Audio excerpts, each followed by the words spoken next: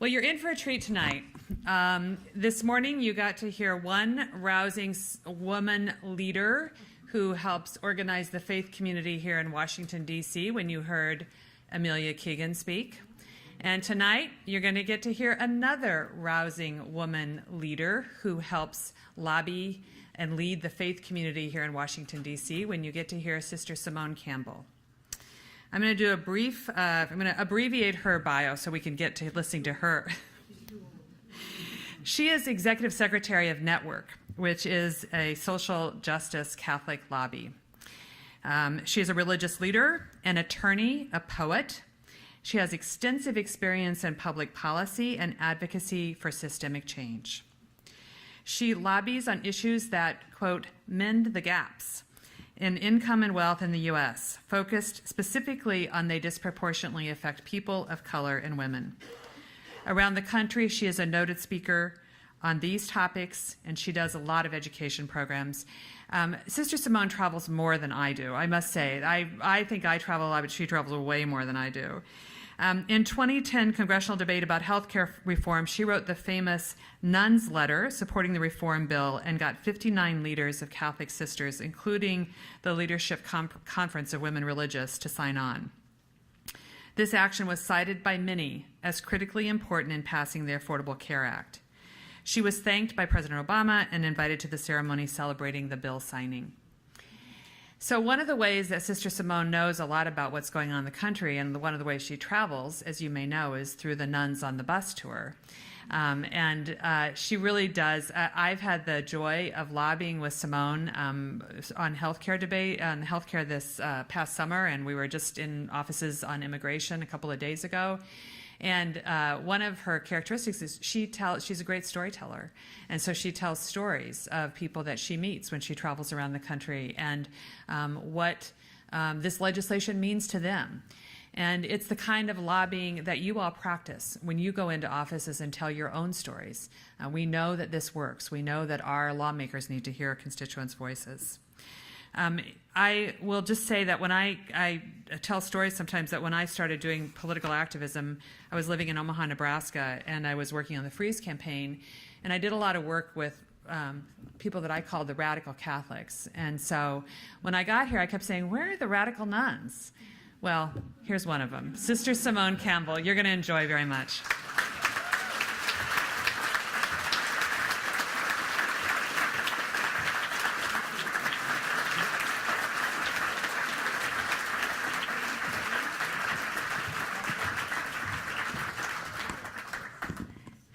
Thank you so much. It's such a delight to be in this faith community in D.C. because, as Diane and I were saying to each other, we enjoy the collaborative process. We enjoy working together, and we certainly, or at least I certainly enjoy the lobby visits because Diane is very thoughtful and reflective and takes an appropriate pause to see what might emerge and would not want to step on anyone's toes. So, and I, on the other hand, let me tell you another story and let's get to the point. What are you going to do about it? So I always come away thinking, oh, I need to learn more. So thank you, Diane. Thank you. Well, I have to confess that I had one, oh, you're so kind. Thank you. I had one talk yesterday, and then I spent today working on tax policy. And I said to myself, we need a different talk. These people are going to be on the Hill in one of the most important times ever. Your presence here is a gift of the Spirit, and we need you inspirited to address this moment.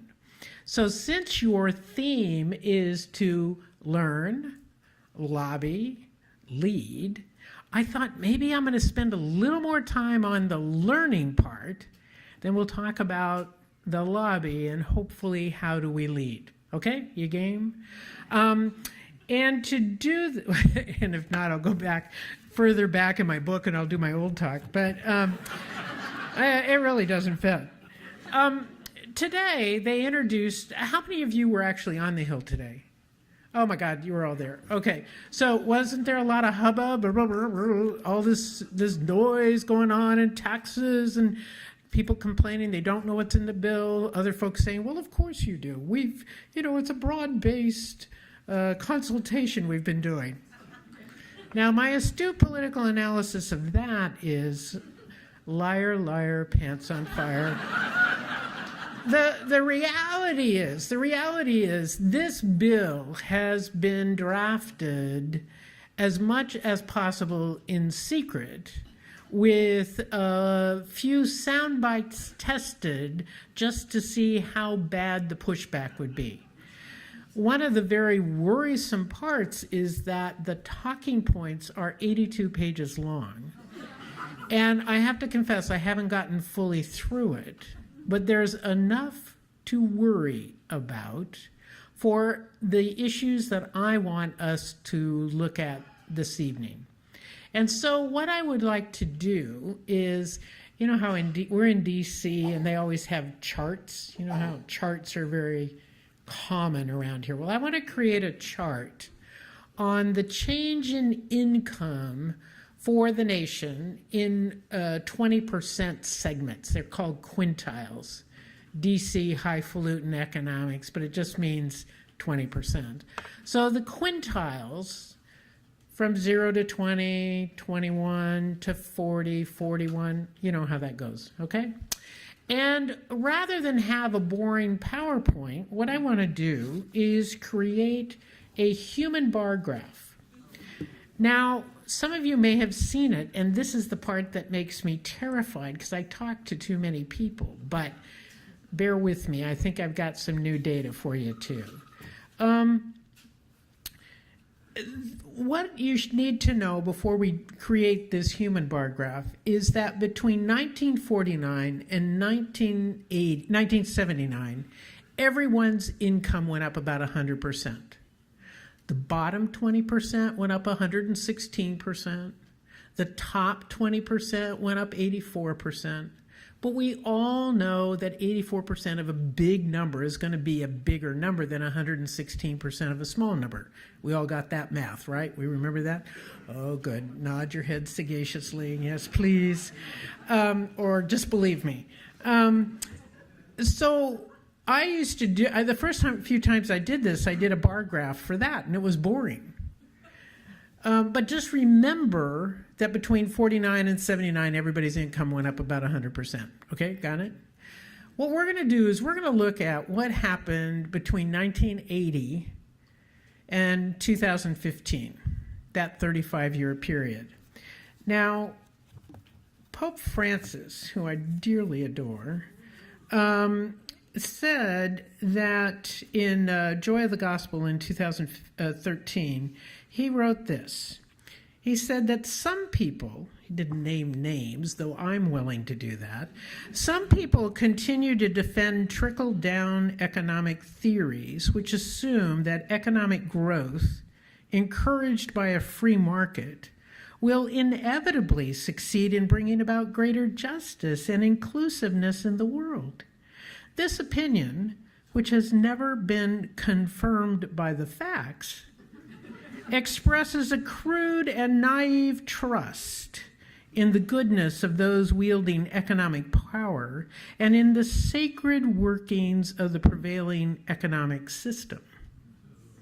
Meanwhile, the excluded are still waiting. To sustain in life which excludes others, or to sustain enthusiasm for that selfish ideal, a globalization of indifference has developed. Today on Capitol Hill, we saw this attempt to promote a theory that, as we will see, has not quite measured up, and which promotes an indifference to the needs of those around us. We have serious work to do, my friends. Oh, I like that. My friends, my friends. Usually when I say that, it's meant differently, but that's even better. But before we get to the serious work ahead, I'd like to take the time to create this human bar graph and talk a bit about causes and what the experiences are in different ways. So to do that, I have asked for recruits. I think there are some folks that got recruited. In the front, how perfect. So can I have 5 of you to start with? Just come up here to the front, and I'm going to go down and we'll work this thing out. Okay. All right. Now, come on down. Oh, wonderful, and you have name tags. That always makes it easier for me. Okay, so, Aurelio? How do you say it? Aurelio. Okay. You are going to be our top 20%. How's that? Yes. Thompson? Okay, Aurelio Thompson, you're going to be next to the top. Ben, you are going to be the beloved middle class. Now, everyone believes they are middle class. I had a lawyer who told me he made over $200,000 a year. He says, oh, well, he was middle class. And I wanted to say, oh, the middle class really wishes that were true. But it's not. So just for your information, in 2015, the average income for the middle class was almost $67,000 a year, okay? So that was the average. That's a household income. So it's by household. It's done through the census tract. And after that, I can't get into a lot of data, but I can tell you where you can find it. How's that? Okay, so we've got Aurelio, Thompson, Ben, and Daniel. You're going to be our next to the bottom. And Urban, you're going to be our beloved bottom. How's that? You're dressed for it. That's perfect. Thank you. Okay, so Aurelio, you're going to show the way here. Now, remember, x-axis and the aisle is going to be our y-axis. Okay, you got it? So, Aurelio, come and I put a little blue mark down here. Excuse me, oh top. Back up. You have to put your feet on the other side of the blue line. No, not in front of it. The top 20% is always trying to get ahead, you know? All right. Come up just a little closer. Get your toes against the line. A half inch back. There you go. All right, no cheating. Okay, Aurelio, I am pleased to tell you that between 1980 and 2015, your income went up 61%.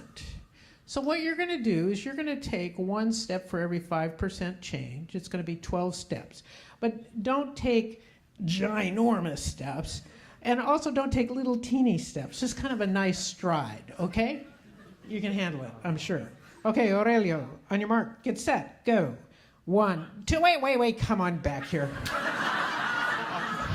Longer. That was like mincing steps. Okay, put your feet back up. Okay, there you go. Okay, now stride, ready? Okay, there you go, walk. 1, bigger. 2, bigger. 3, better.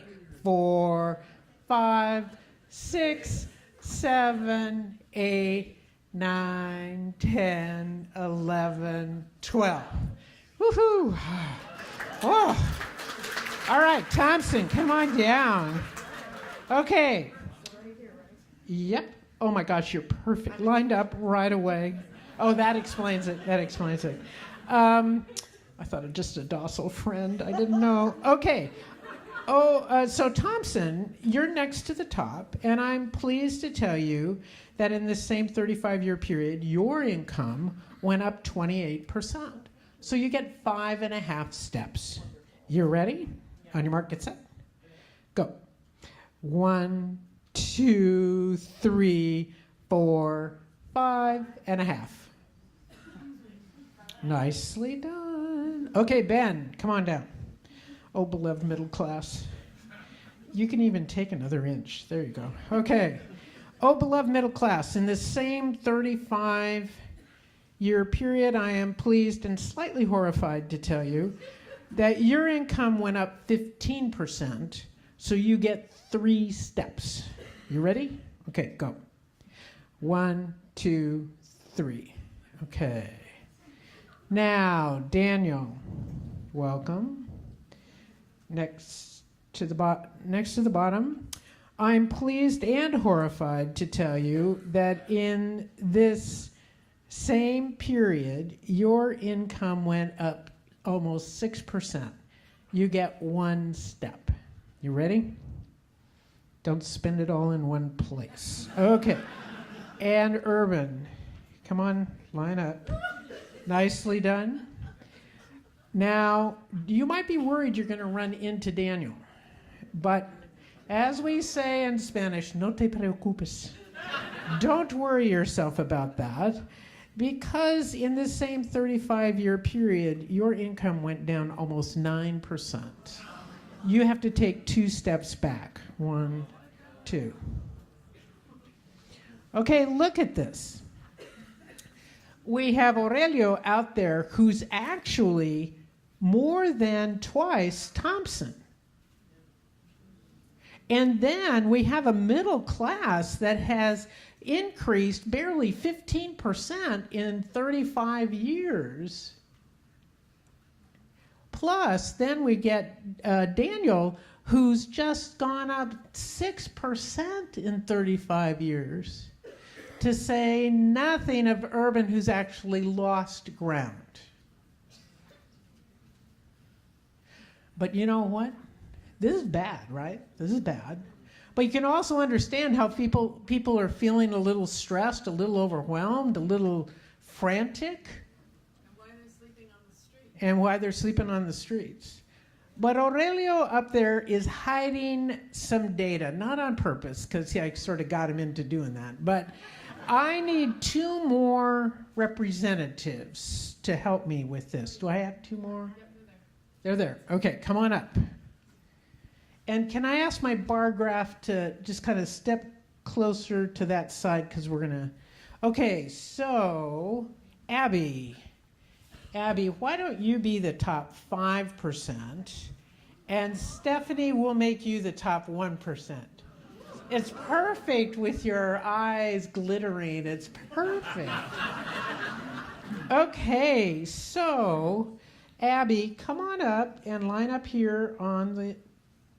Oh, nicely done. The top 5% doesn't usually do that so well. Perfect.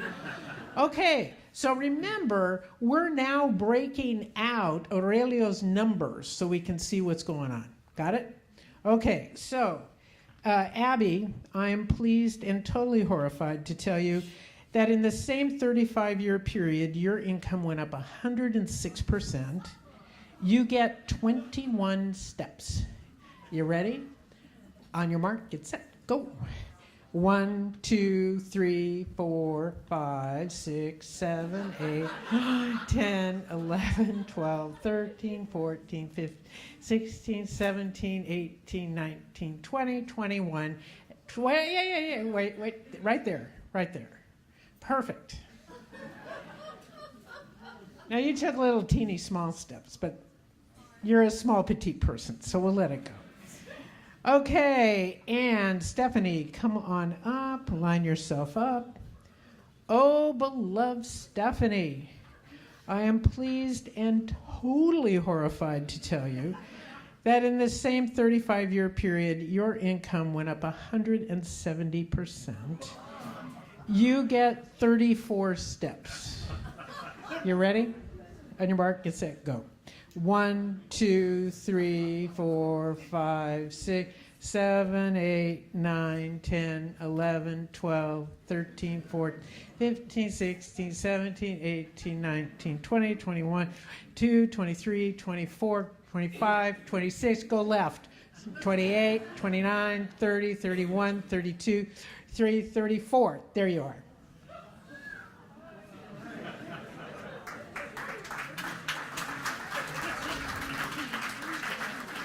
What do you think?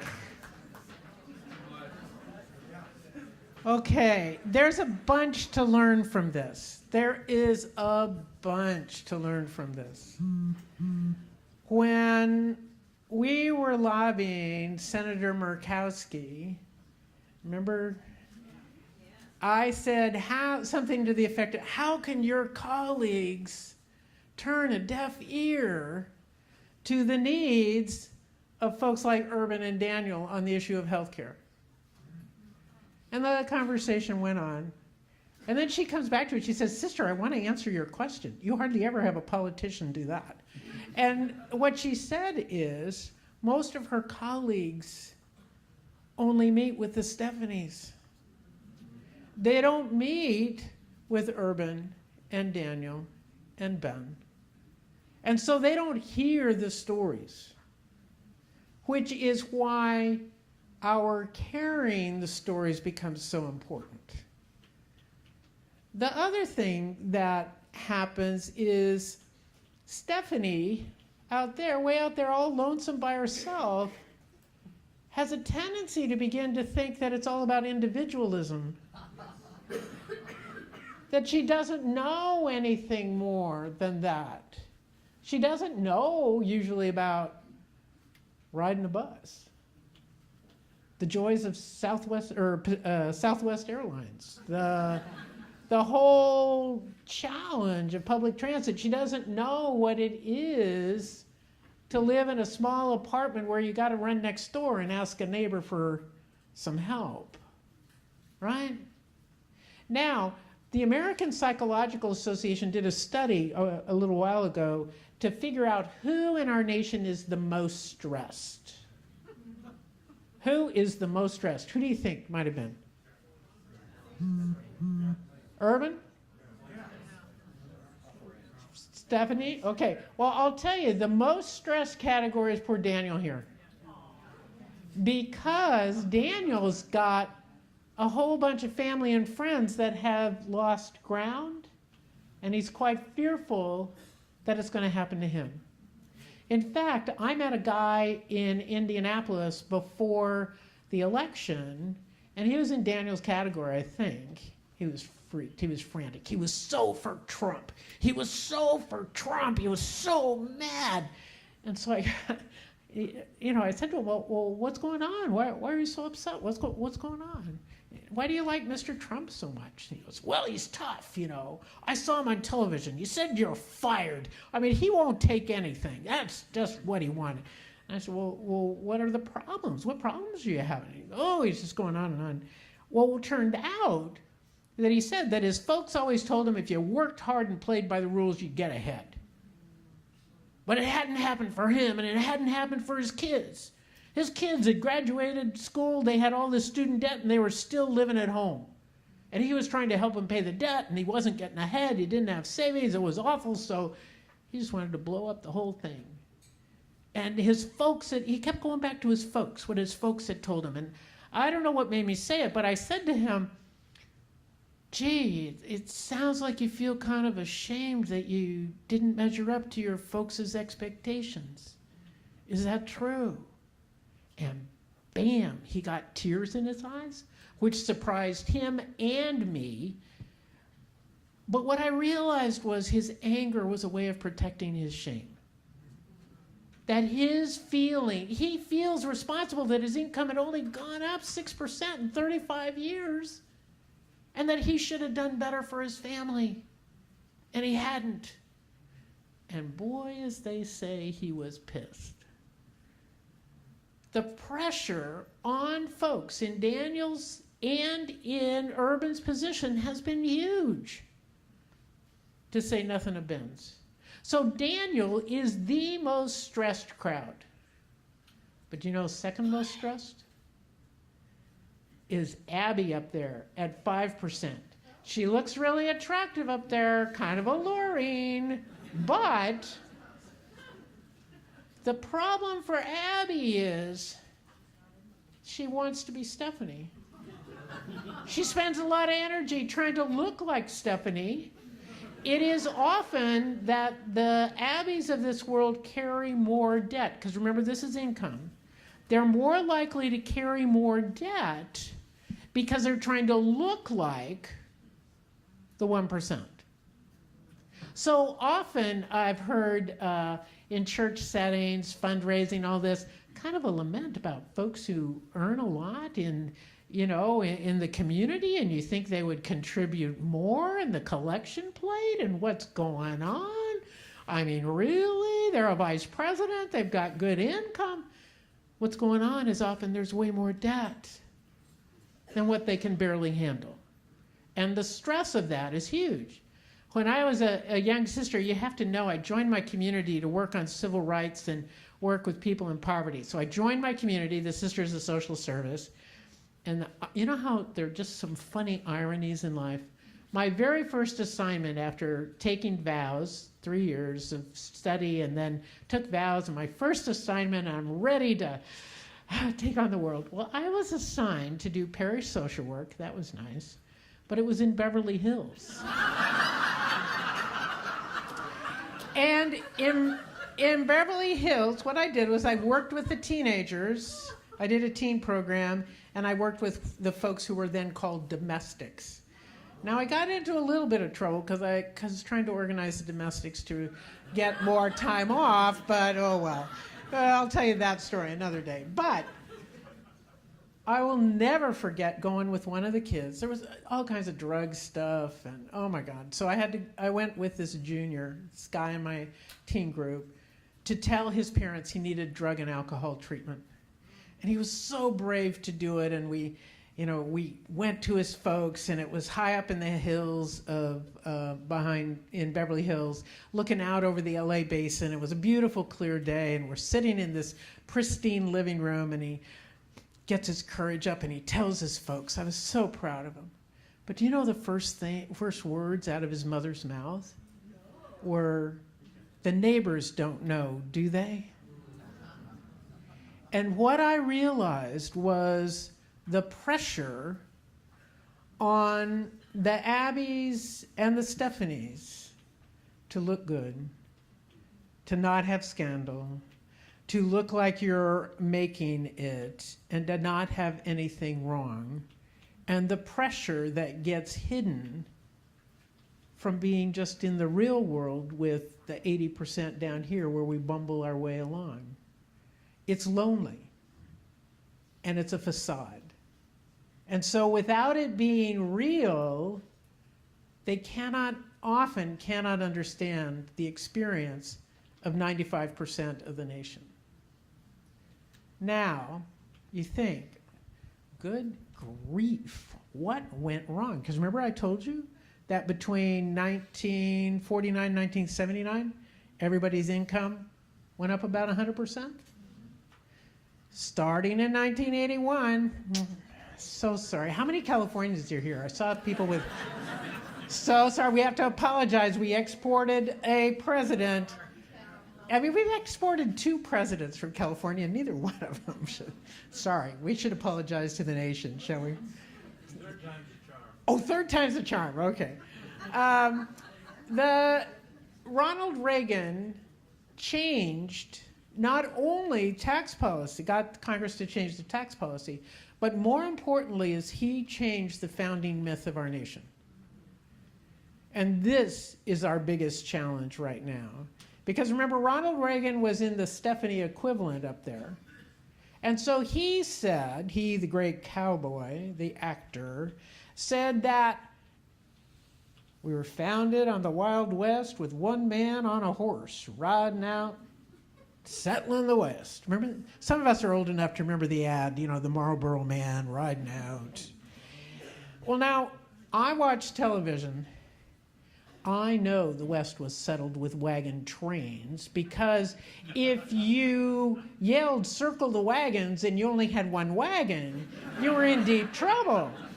Or if you did a barn raising and you only had one person show up, you wouldn't have much of a barn.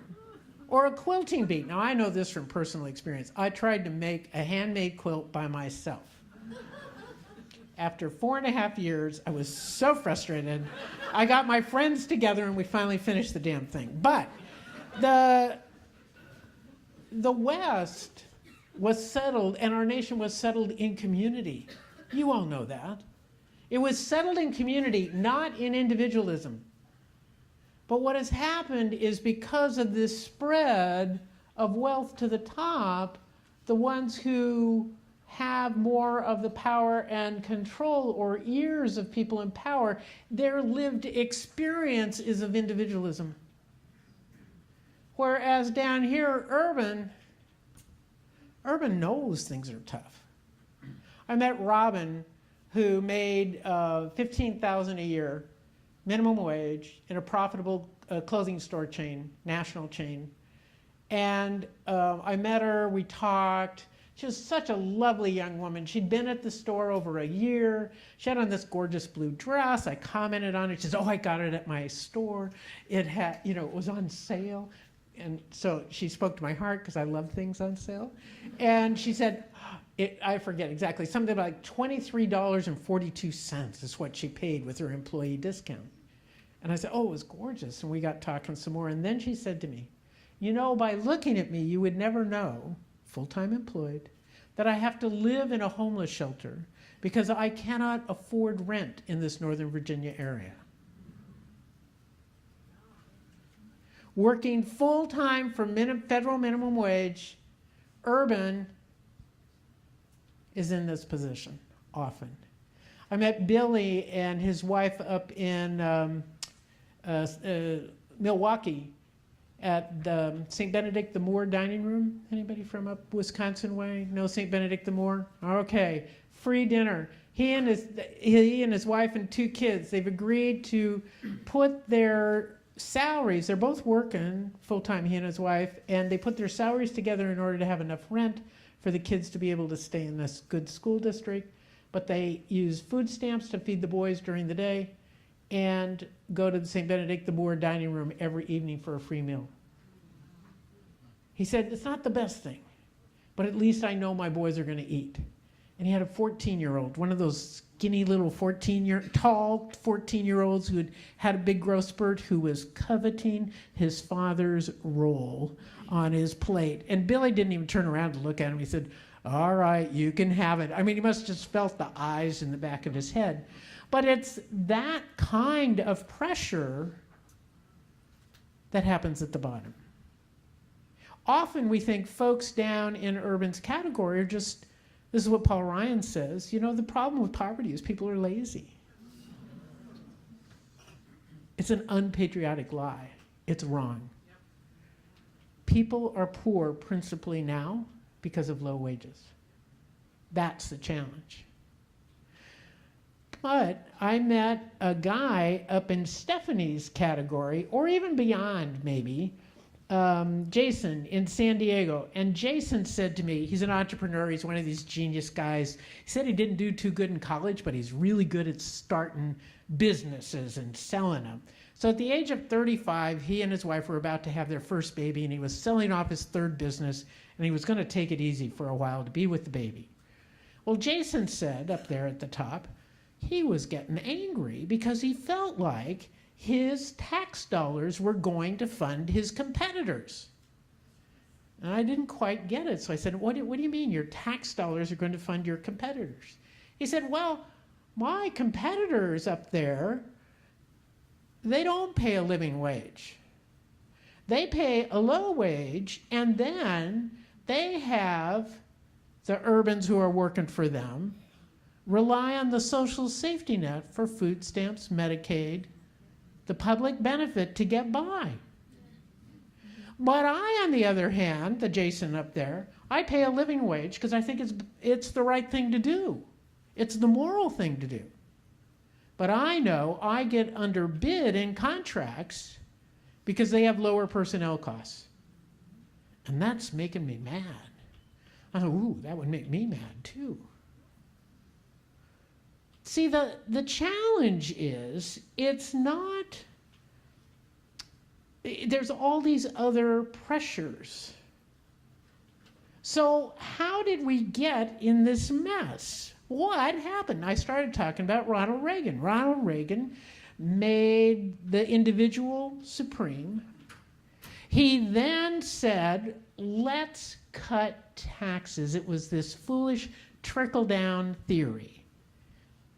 We will cut taxes for those at the top who are the job creators. And then what we're going to do is they obviously will pay Urban more. And Daniel will get a better salary. And Ben probably will do a little better too. Thompson, she can struggle through, but it'll lift all boats. We've done this for 35 years. And what has happened is this huge disequilibrium. What's happening in Congress right now is doubling down on this failed policy. Unencumbered by any data at all, they continue the same talking point. And it's up to us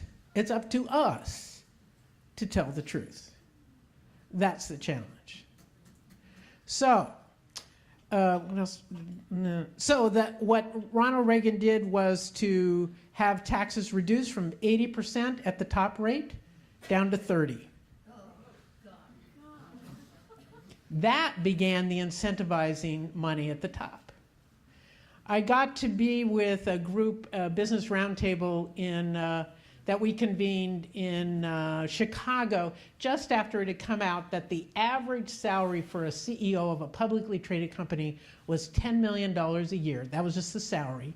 And they were going for $11 million. So, I have this odd sense of humor. So I said to them, guys, they were all guys. I said, guys, what is it? Are you not getting by on 10 million? Do you just need an extra mil? Is that the deal? I could have empathy for them. I'm trying to be connecting. And what this guy just blurted out, Rich, he said, oh no, Sister Simone, it's not about the money. And I go, you could have fooled me. But what he said was, no, we're very competitive and we want to win. I get that. I'm very competitive. I don't even play board games or card games because I'm a very sore loser. So I get competitive. But what he said was, no, it just happens that the measure of winning is money. So I said, well, couldn't we change it to something a little less toxic, like how many Twitter followers you have?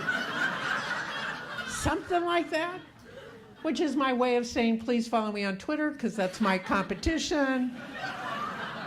I'm going for 20,000 and up to 18,800 and some. I'm getting there.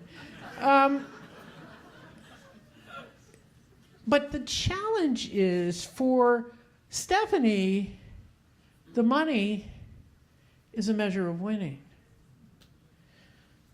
For Urban and Daniel, money's the measure of survival. This is our challenge. We have different frames of reference. And Stephanie and Abby live so far away because they don't know the lived reality of the most of us. Okay, let's thank our human bar graph, and then we'll talk about what we did. Thank you, guys. Appreciate it. Thank you very much. Thanks, Francine. Aurelio, Valiant, thank you. Now, what you can't tell is that Stephanie's paper is lightweight because I had to reprint this one. One time when I did this, the 1% walked off with the sign. So.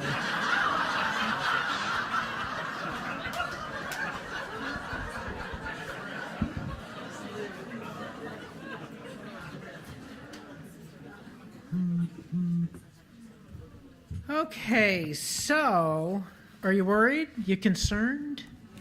This is why this tax fight is for the soul of our nation. Because it is not just about the tax dollar numbers. It's about recovering the fact that we're not based in individualism. We're not isolates. Rather, our history is based in the first three words of the Constitution, which is, we the people. We the people. It's communal. But we have, as a nation, I think because of our wealth, lost sight of the fact that we can't do this alone. That we, the people, need to do this together. That to survive requires collaboration, relationship, engagement. And how we move forward is going to be critically important for what happens next in a nation that I believe is in some serious moral trouble. But I have noticed my standing on my soapbox doesn't work. Do you notice that? The times I really want to harangue, even my friends' eyes glaze over, and they're like, "Oh, Simone, please." So we got to find another way. So what do? Well, I want to bring up just a couple more policies that created this mess, and then we can talk a bit about what do we do to change it. Okay, I talked about the cut of the tax policy. The second piece that created this mess was the privatization of retirement programs. Because it got all of us, or a lot of us, actually got the top 45 to 50% of us with some savings that are invested in little IRAs or Roth IRAs or little bits and pieces. But what happened was it got us all interested in the stock market as being the measure of how we're doing as a nation. Now, I'm a Catholic sister. I take a vow of poverty. I don't have private savings, but even I look at the stock market and feel better or worse depending upon how it went. And if I'm doing it, then I figure, oh my God, it's really in culture. It's part of our culture to do that. But the privatization of retirement meant, one, that I was in it alone, because allegedly I had a better idea how to invest and spend my money. Why anybody would think I had a better idea of how to invest and spend my money, I don't know, but it's true. That was the theory.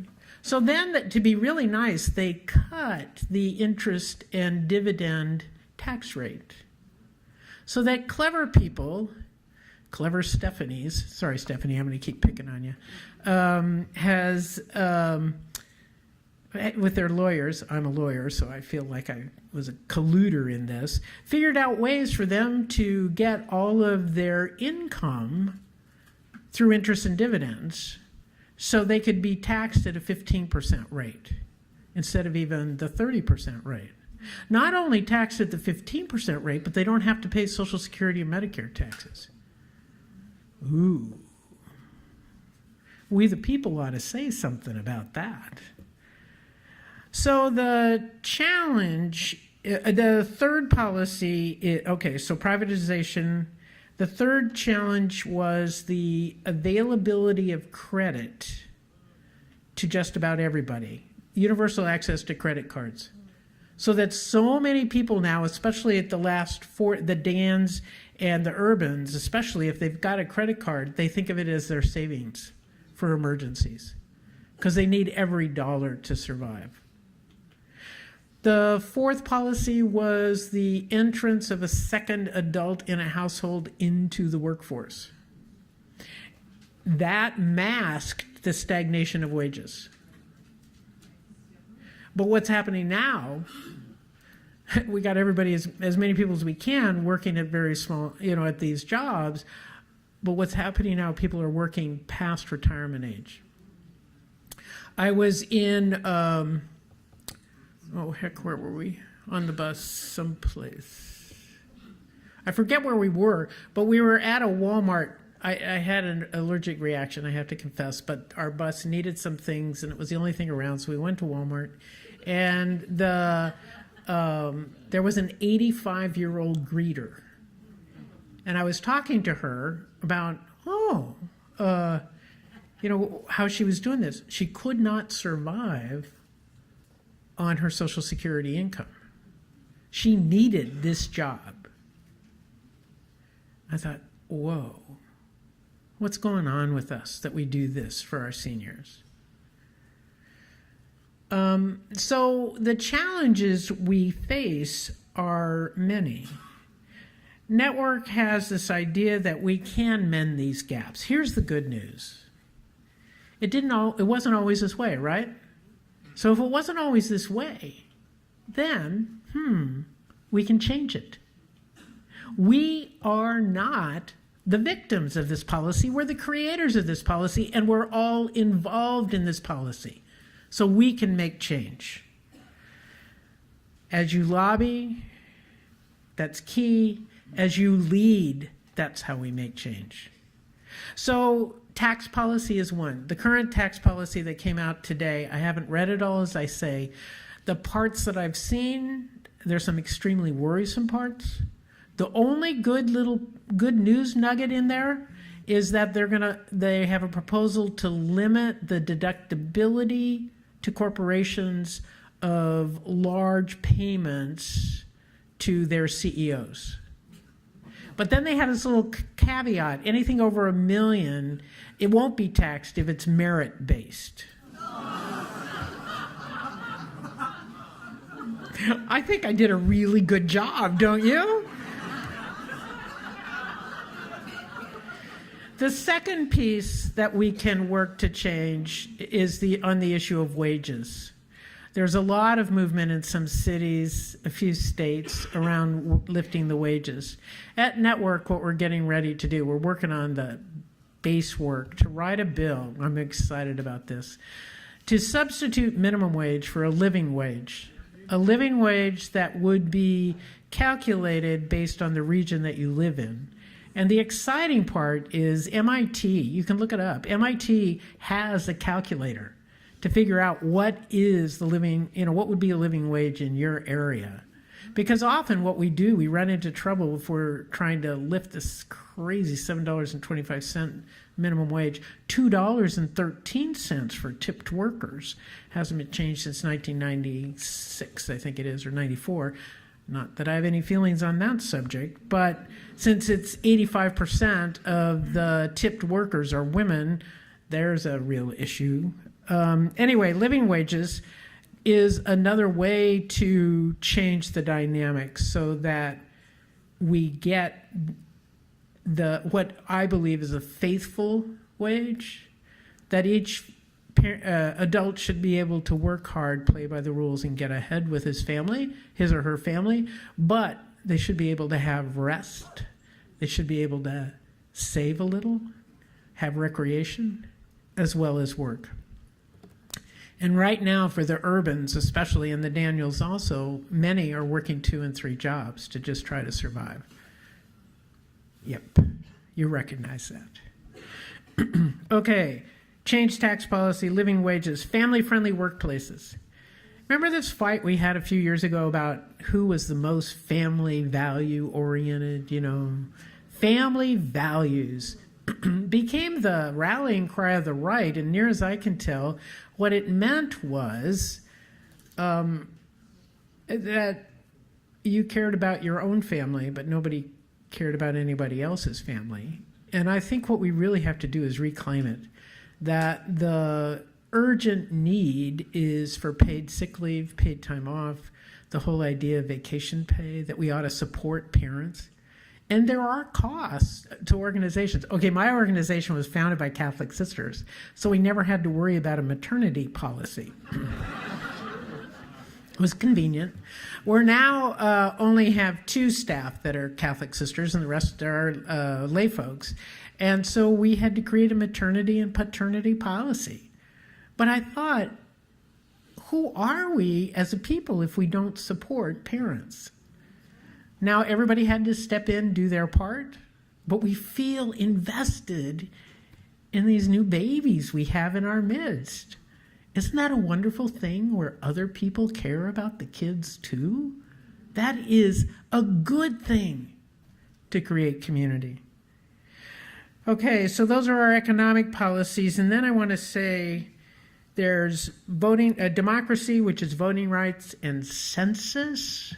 Amelia can tell you how hot we are on the census. People don't know. We've got to get funding for the census.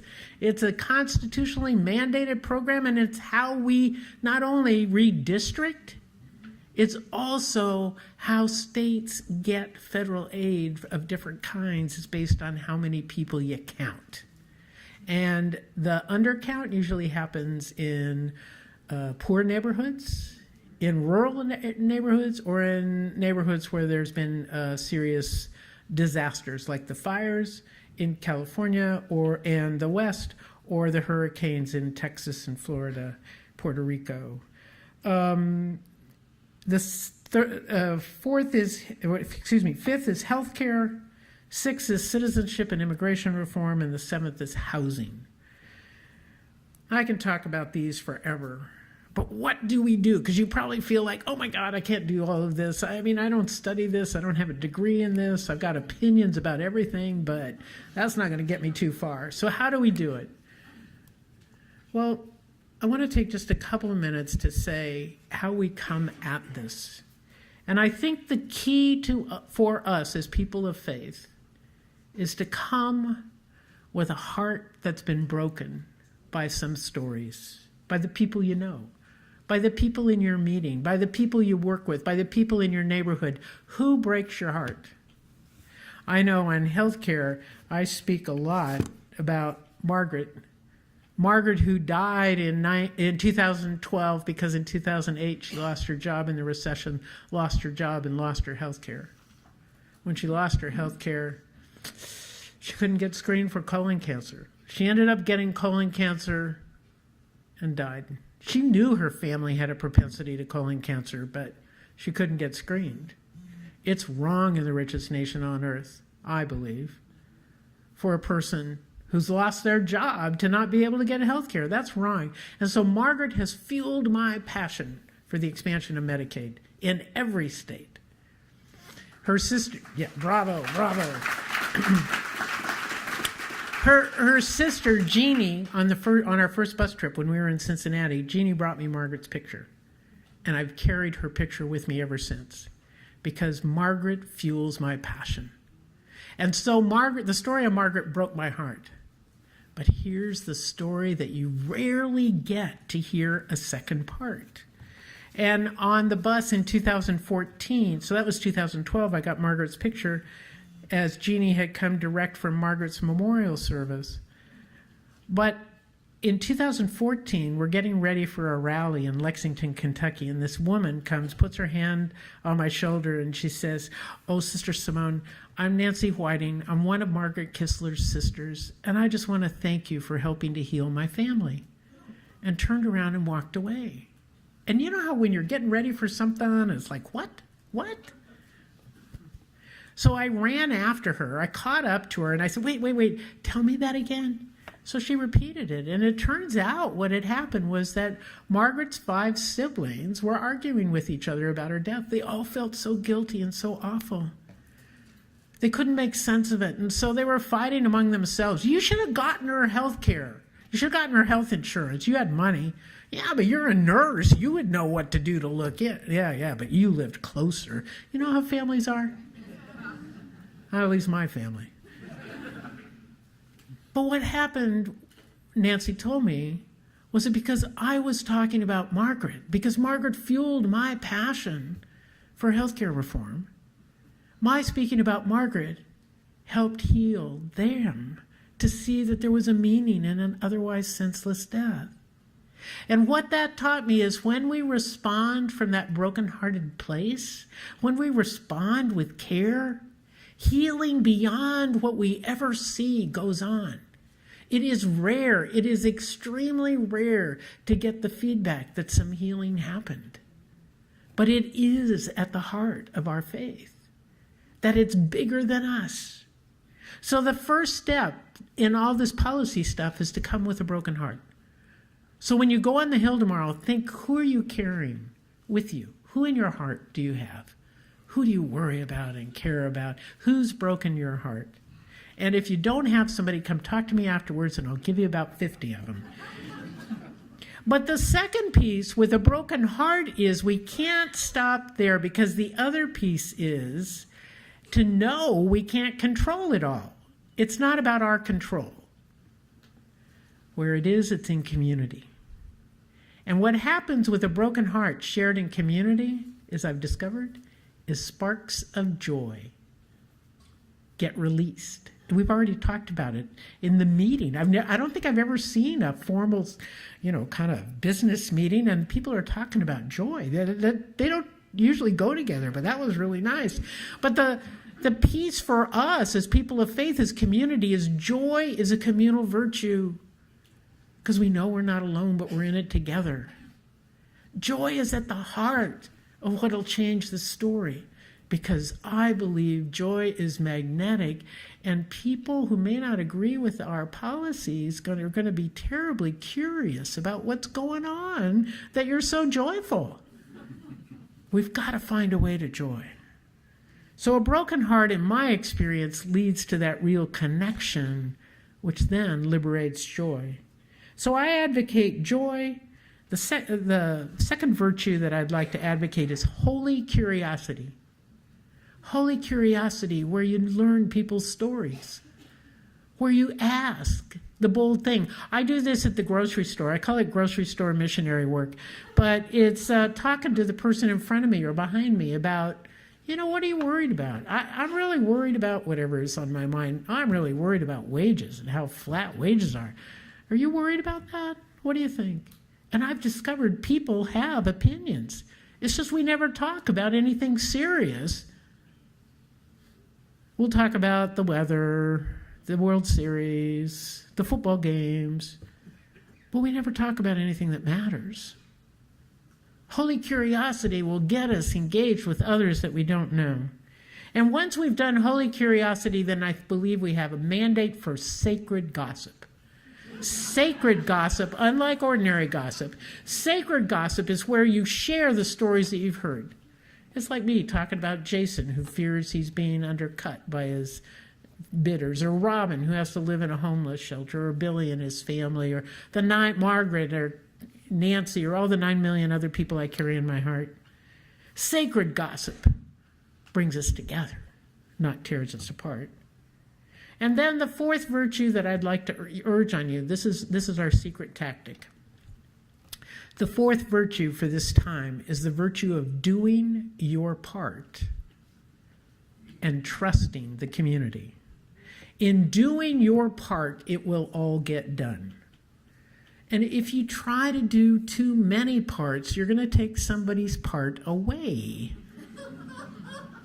And then we don't need each other. But what you can say to each other, I need you. I'm the chair of this committee, so I can't take on another chair, but could you? Because I need you. That's the language of weaving community, that we need each other. Now, I have this odd prayer life, and so my prayer was about, what part of the body am I? St. Paul in the epistle says we're the body of Christ. We all have a different part to play, and we're all not eyes or ears. We all have a part to play. So my prayer was, what part am I? Well, I came to the realization, I think, that for right now, not always maybe, but for right now, my job is to be stomach acid in the body of Christ. My job is to go around, liberate energy, stir people up. I can be toxic in large quantities and have to be contained in a small bus, but I can't do it all. You all are part of it. Take the energy and go and lobby your representatives. Take your energy and minister to your folks around you. Take the energy and have holy curiosity and share it and build up the best of who we are. That is how we'll move forward. That can make the difference and heal the divides. That can change the very moral fiber of our nation, is if we each do our part. And I know that there are days where I would just like to pull the covers up over my head and say, forget it. Has it ever happened to you all? Occasionally. Too much cable news. Too much worry and wonder. And on those days, what I pray is that you know you're not alone. And for me, those days, it was terrible between the election and the inauguration, actually. It was horrible for me. I was practically catatonic in fear of what was going to happen to our people. I have to say, being engaged, and I told you already I'm competitive, so when Paul Ryan first pulled the first health care bill in March, I thought, all right, we can do this. I told you I was very competitive, but there are days where it just feels overwhelming. And it reminds me, remember the scripture story of the loaves and fish? Remember that story? The apostles, everybody's followed Jesus out in the countryside. They've been gone the whole day. The apostles are getting nervous. They say to Jesus, oh, Jesus, send them back to town. They're going to get hungry and grumpy. Please send them back. And Jesus says to them, well, guys, feed them yourselves. And of course, the apostles, they were the doofuses. I just love them. They're so good. Peter, my patron, says, well, you know, all we got are a couple of day-old loaves of bread and a couple of stinky fish. What's that among so many? And so Jesus, ever the community organizer, sits them down in groups of 50. He blesses it. The story goes, breaks it, hands it out, and they're all fed, and there's all kinds of leftovers. And then Matthew's gospel says, 5,000 men were fed, to say nothing of the women and children. So I said, well, hey, who are we, chopped liver? So being a little upset, I'm so glad to have gender studies at FCNL, but so I prayed about it in my odd prayer life, and what came to me was, they just counted the ones who thought it was a miracle. The women knew. They brought snacks from home. But it was like my household growing up, and we'd be visiting the relatives, and all the women would be in the kitchen, and guys would be outside talking, and then you'd go and call the guys, and they'd come in, and they'd say, wow, look at all this food. What a miracle.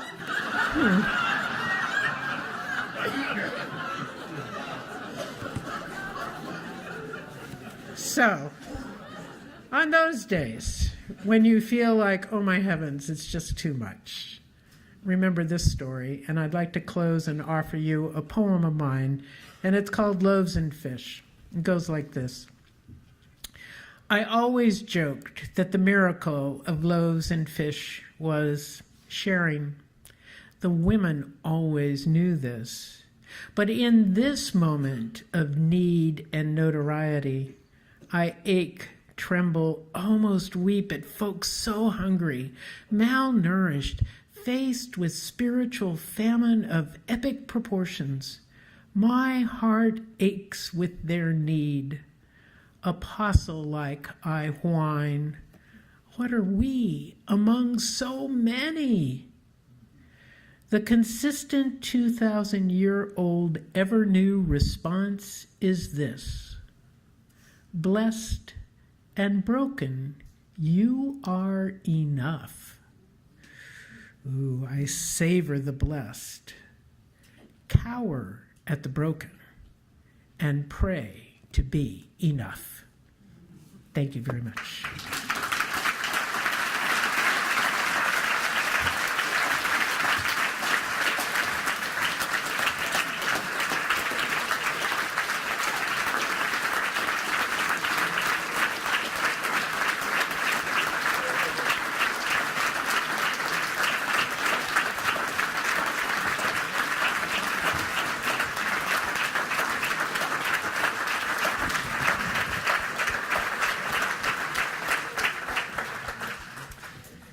So Sister Simone is willing to take questions, or we could just ask her to regale us with more stories. So I think do we have mic runners? Scott, do you have one? Or who else has one? Oh, Susan. Okay, Susan and Scott. So any question, comment, anybody here? Yep, so let's start right here. Susan. Oh, we'll come to you, Nick. Yeah, right here. Yes. Hello. Thank you so much.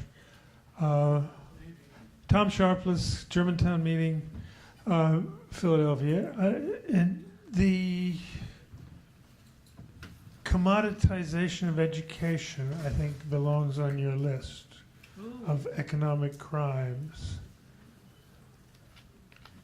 Good point. Thank you. In the back, or in the middle, right here. Push. Susan, right here, standing.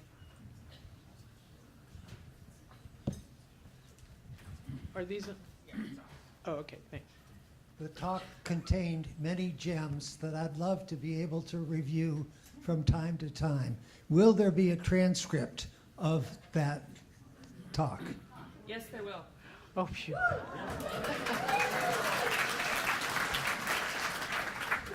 Where's my other runner? Who- Scott, where are you? I can't see you.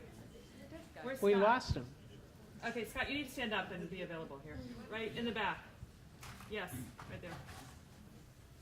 Yeah.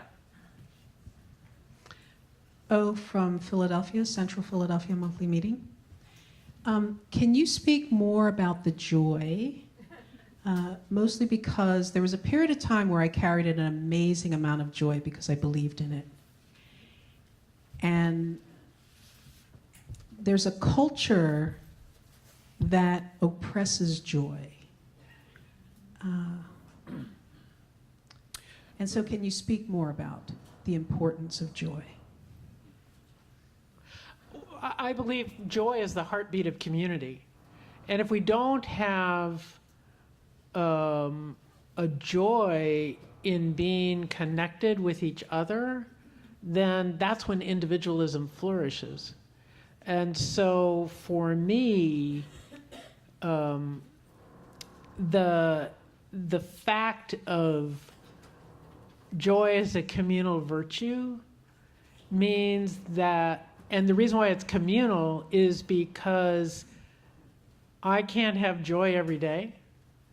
But the nice thing about community is usually in community, somebody's going to have it. And the key is to be in relationship, which is the most countercultural thing that I think we can do at this point. Because when I've lobbied and I've talked about the communal needs that I suffer because of Urban and Daniel, I'm worse off because of them. It's a communal reality. And there's this new book, not new, excuse me, it's a 2009 book, Spirit Level, that it was a research book by economists who compared the developed nations to see if their income and wealth disparity affected quality of life. And what they discovered was the greater the income and wealth disparity, the worse the quality of life for the 100%. And so that's how we got onto this mind the gap thing. But the U.S. is the worst when it comes to income and wealth disparity and quality of life. And so, but I believe it's all about individualism. And so joy is the way of weaving us together. It's the best I can do. It's so visceral, it's hard to articulate. Thank you, though. John? Wait for the mic. Hold on. Thank you. FDR Say and your his name. crew, I'm John Russell from El Paso, Texas. Franklin Roosevelt and his brain trust, with Keynes and all those guys, Yep. they proposed the New Deal. Yep. And the wealthy and powerful of this country from day one fought like hell to undo it. And over the years, they've gradually chipped away, chipped away, chipped away. And it must be a hell of a good idea if those people hate it so much. It's already been done. We need to get back to something close to that. And do we have a minimum wage? Y'all, we should have a maximum wage. Yeah, that's actually being proposed in places. The one thing is, though, that I would urge you not to nostalgia, but to the creation of a New Deal. Because the New Deal, because the circumstances are so dramatically different at this time. I mean, when you look at the internet, when you look at transportation, when you look at global trade, you look at what is the economy of the U.S., when you look at so many other factors, it's so evident in housing policy, so evident in a living wage policy, that we need a new imagination. And so we need the new brain trust. I believe this may be Exhibit A for a new brain trust to begin to stir this up, or maybe it's in your new gathering space so we can do this kind of work. But it's seriously needed, but it's doable. This is not rocket science. We can do it. Of course, we did rocket science too, now that I think of it. Okay. Yeah, right over here, Susan. Susan, back to the, yeah. Is it Jill? Yeah, back there, the person standing. Yeah. That's the way to tell.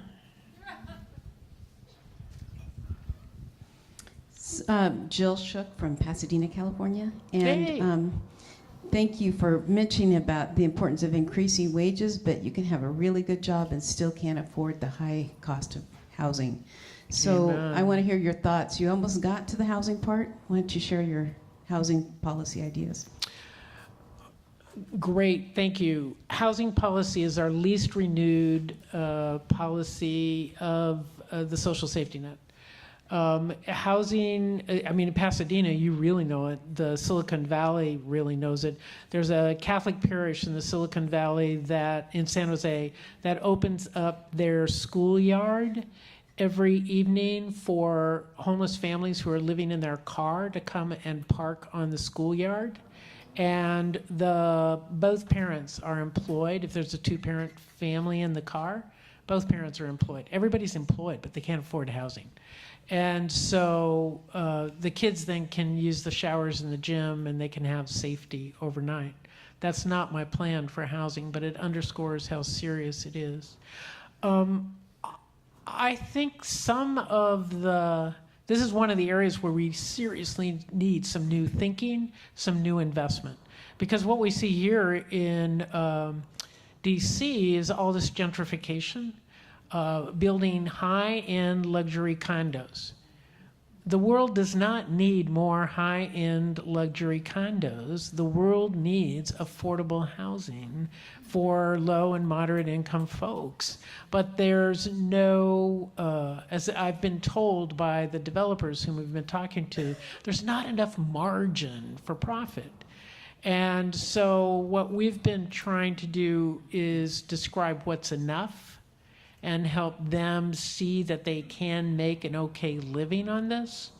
And then the other piece is the data that's come out about mixed economic neighborhoods. Everybody does better in mixed economic neighborhoods. But this NIMBY idea, not in my backyard, is a very big challenge. So I think what we have to do is become more vocal about the desire to welcome in a broad and diverse community, and that's our values as people of faith, and that the value as people of faith then makes us all neighbors, and then we have to figure out local response.